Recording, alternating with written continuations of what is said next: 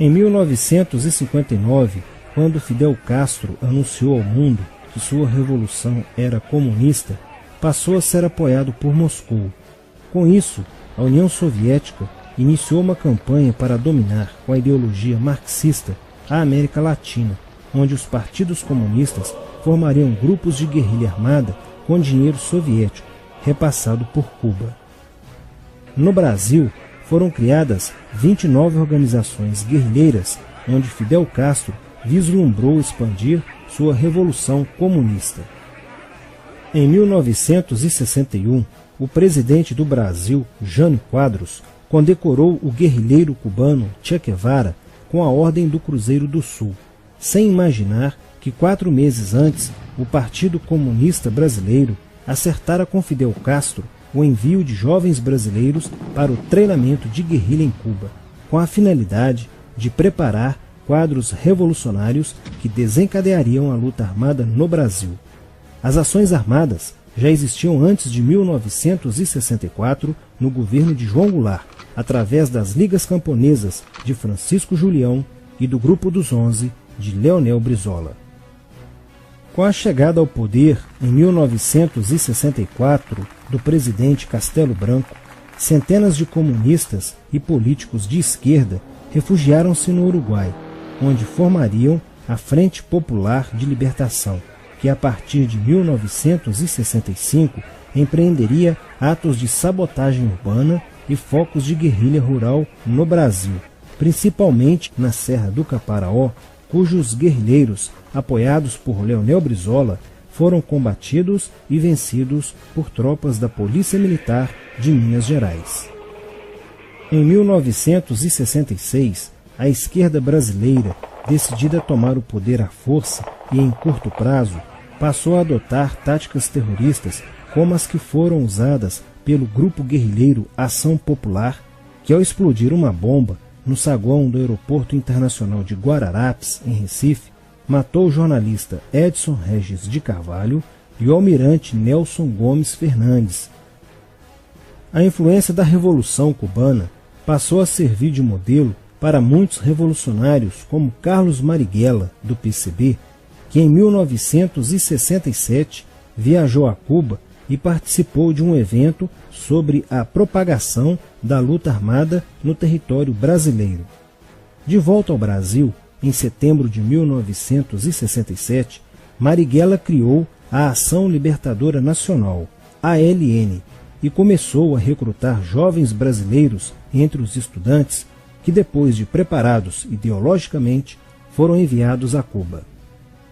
Em 1968, com a chegada ao Brasil do primeiro contingente da ALN de guerrilheiros formados em Cuba, entrou em cena Carlos Lamarca, capitão do Exército e militante da Vanguarda Popular Revolucionária, VPR, que se uniu a Marighella e em janeiro de 1969 explodiu 50 quilos de dinamite no QG do 2º Exército, matando na explosão o soldado do Exército Mário Cosel Filho e ferindo 6 militares. E ainda, na cidade de São Paulo, os guerrilheiros avançaram com um veículo roubado e abordaram o capitão Chandler, do Exército dos Estados Unidos, que se encontrava no interior de um automóvel quando saía de sua residência.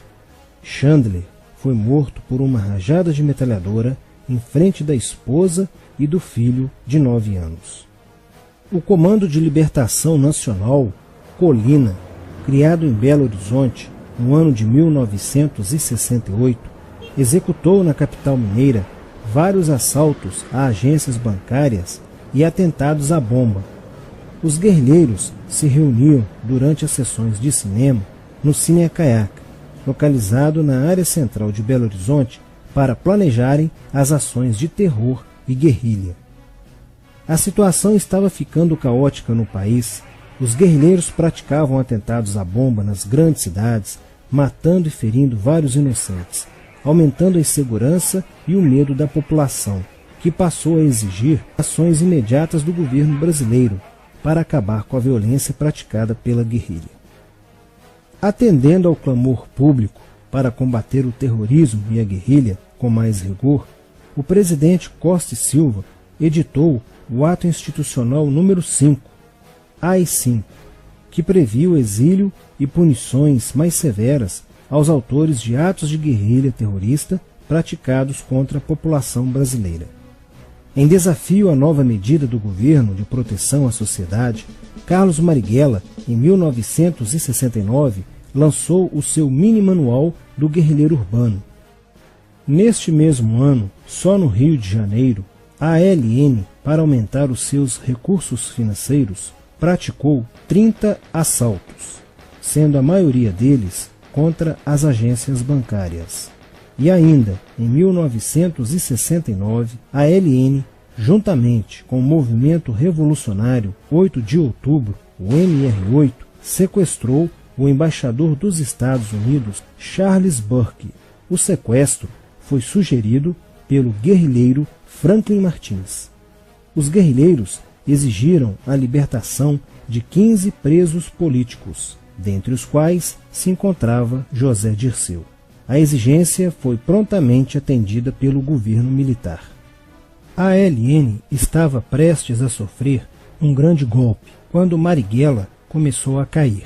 Após a prisão de um militante de sua organização, no dia 1º de outubro de 1969. Os dados fornecidos pelo militante da ALN preso coincidiram com informações prestadas por outro militante da VPR, que também denunciou o envolvimento de vários religiosos com grupos de guerrilha, entre eles Frei Beto.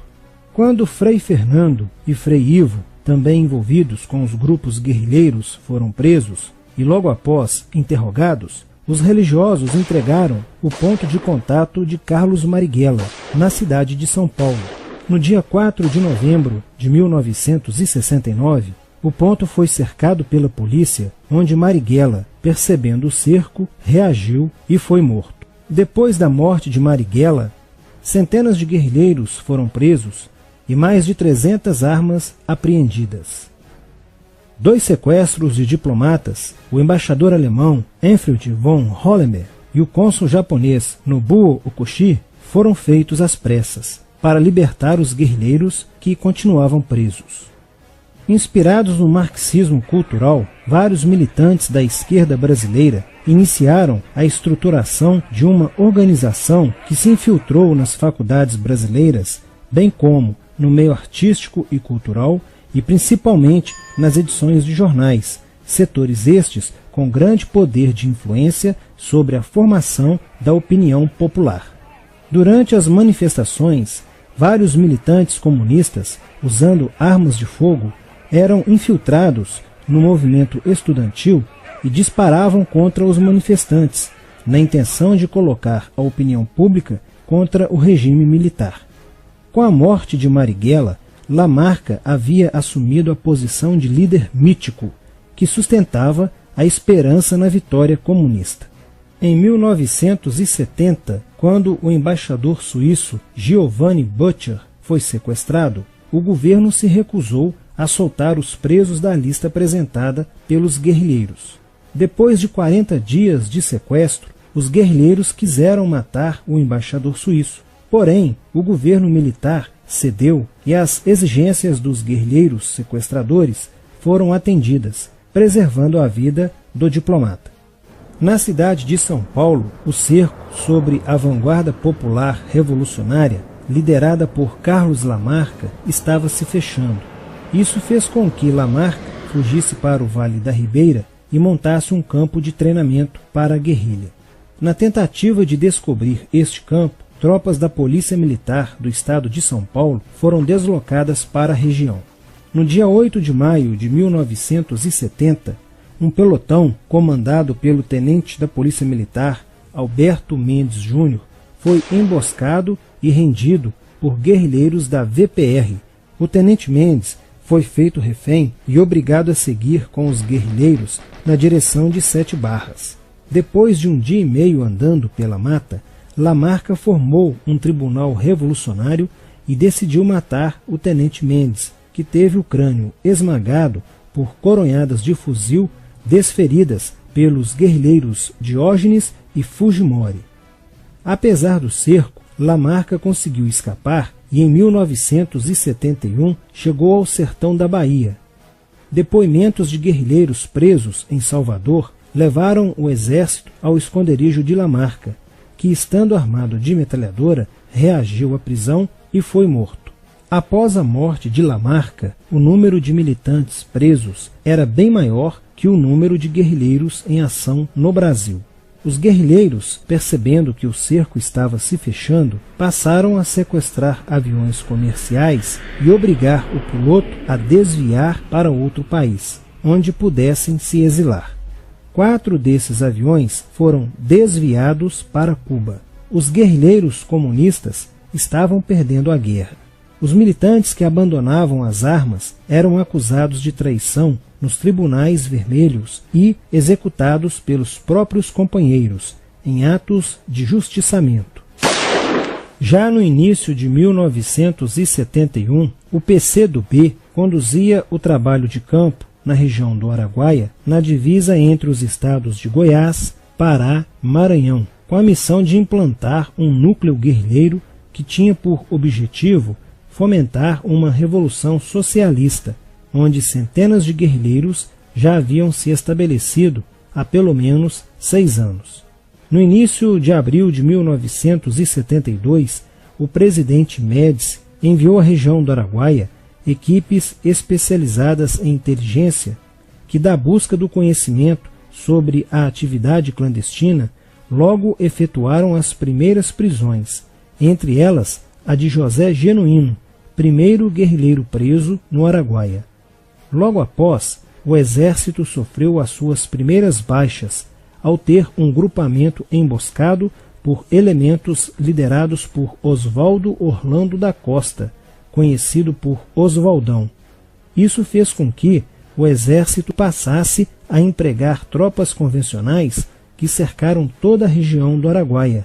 Com a derrota cada vez mais próxima e com o total abandono logístico do PCdoB, ao qual os guerrilheiros foram relegados, sem armas, comida e remédios, vários militantes da guerrilha, encurralados, quiseram se entregar, mas foram mortos pelos próprios companheiros em atos de justiçamento.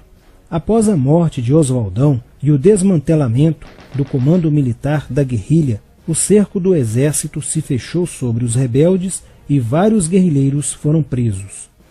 Assim terminava o sonho da esquerda brasileira de transformar o Brasil em uma ditadura comunista. Mas a esquerda brasileira não desistiria de conquistar o poder e retornaria mais tarde com uma tática mais eficiente que a luta armada: o marxismo cultural.